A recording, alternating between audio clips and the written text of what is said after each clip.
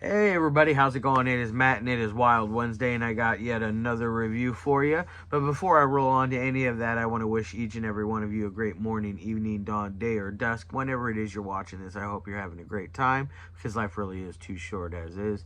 Please do like, share, and subscribe. I love seeing each and every one of your beautiful faces when I am here. I know it's been an awful lot lately, but I have an awful lot of stuff to review for all of you guys because I've been bombarded with some amazing stuff from amazing directors from all around the world. It has been a wonderful ride. And also, one last little tidbit of information. Please check out the info that I put in the description box for you. I always give you a little bit bigger of a taste of every single movie of every single day.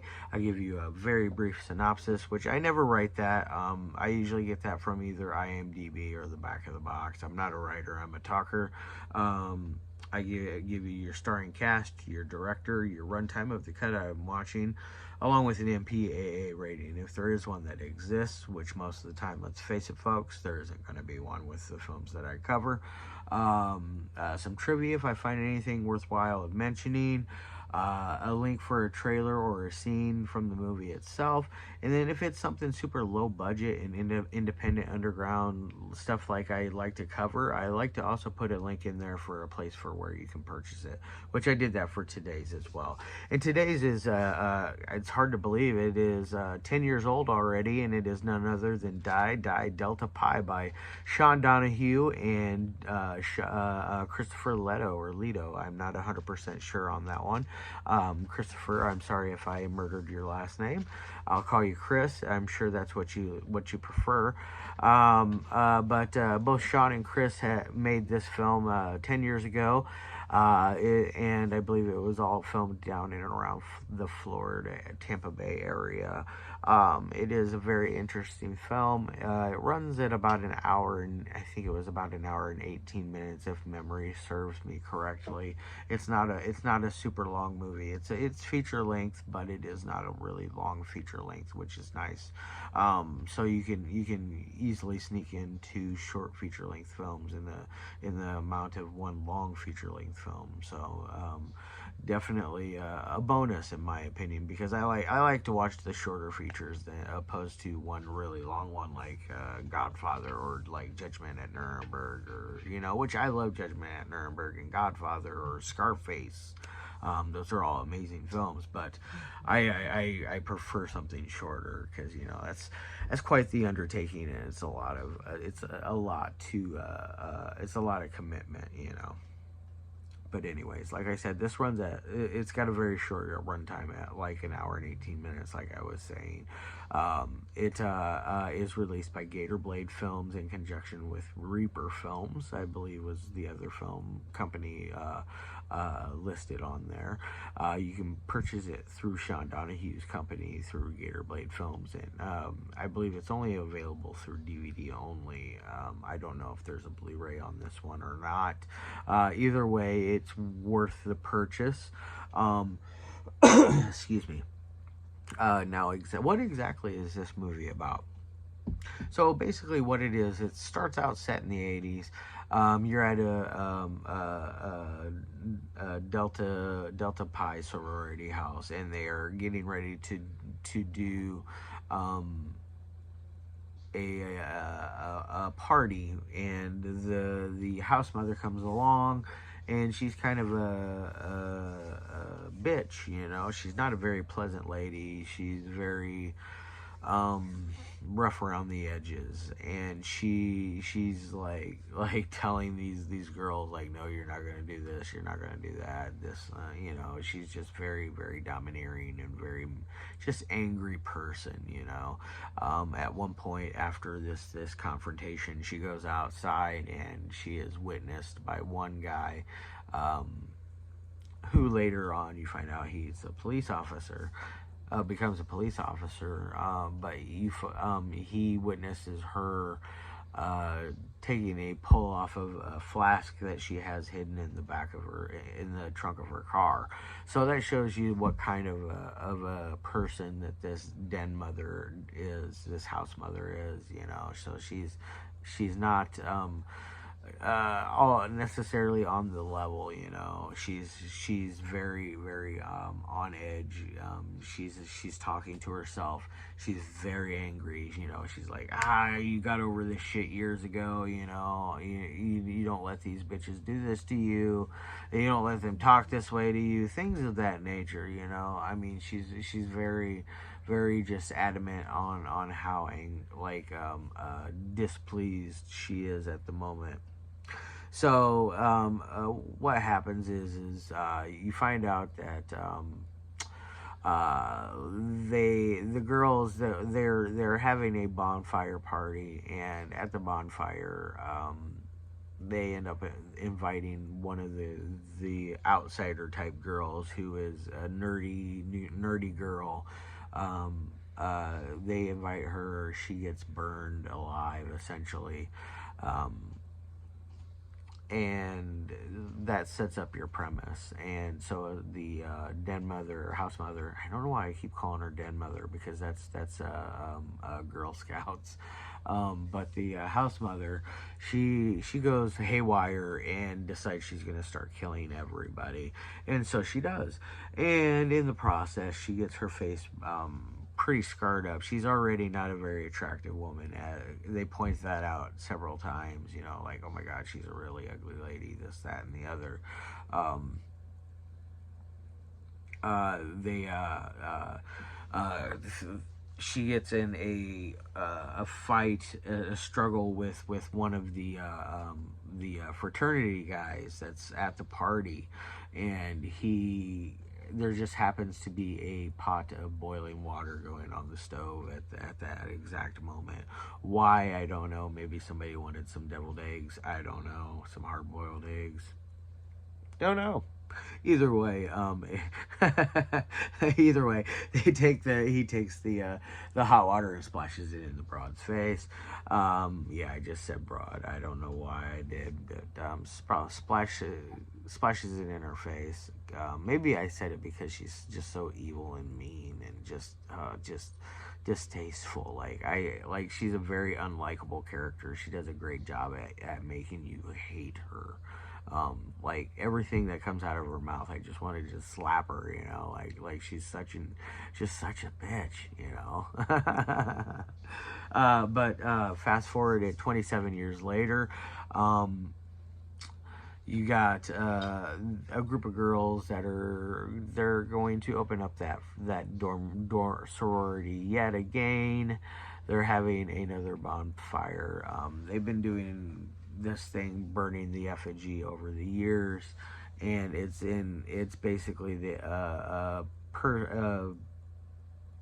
statue-esque type shaped person thing that they burn every year in kind of in honor, or it's kind of a rite of passage, I guess, to join this sorority. So it's kind of a bizarre thing. And so essentially that's your setup. And so somebody is come along and is offing these girls and guys one by one in various manner. And by the way, before I get too far ahead of myself, the special effects in this are just to die for. They are amazing. They're done by the great Marcus Koch, whatever, Koch, however you pronounce another last name I murdered. Sorry, Marcus. Either way, Marcus did an amazing job with the special effects as usual. They are just awe-inspiring. Like everything about this movie. Sean told me at one point that this is his most popular film, and I can see why it is. It's very very very well made. It's very good. It's very polished, very clean. It is not my favorite from Gator Blade that I've seen so far. I've seen this. I've seen the Death Escort Service films. Of course, I've seen the stuff they've done in conjunction with Sleazebox, which I absolutely am a huge fan of them as well.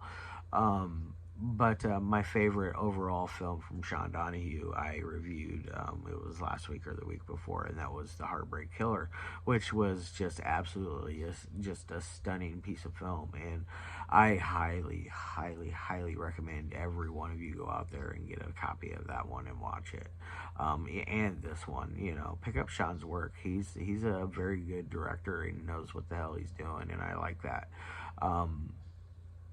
The guys down there, from Gator Blade, they definitely they are accomplished filmmakers, and they're not slouches behind the camera or in front of the camera. They don't get terrible talent to put in front of the camera, which is nice. They get nice eye candy for both guys and gals. They get people that can actually say their lines without coming across as either forced or sounding goofy or any of that. So it's a win-win all the way around with this film. I feel like I specifically chose to review this one today, mostly because I live in Iowa, and they are playing this film tonight at a very cool little thing in a college town a few hours away from me, and in Iowa City, and that's very cool. And I'm bummed that I can't make it to it. This thing keeps going on a slant. Yeah, there we go. That's better, I think. I don't know. I probably just slanted it on the other side. Whatever.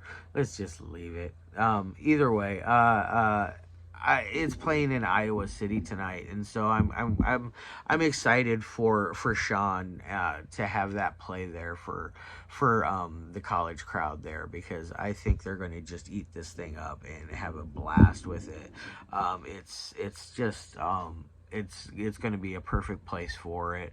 Iowa City is a very fun party town, party college town. I used to go there a lot when I was in my 20s, and really just ham it up and just have a good time, and so I'm really excited for that. And I feel like they're in for a really, really fun treat tonight. Now, as far as like anything goes for I don't want to give away anything else as far as plot or key development goes with this. That's not how I roll. I like to stay spoiler free. Damn it, this camera's really bothering me today.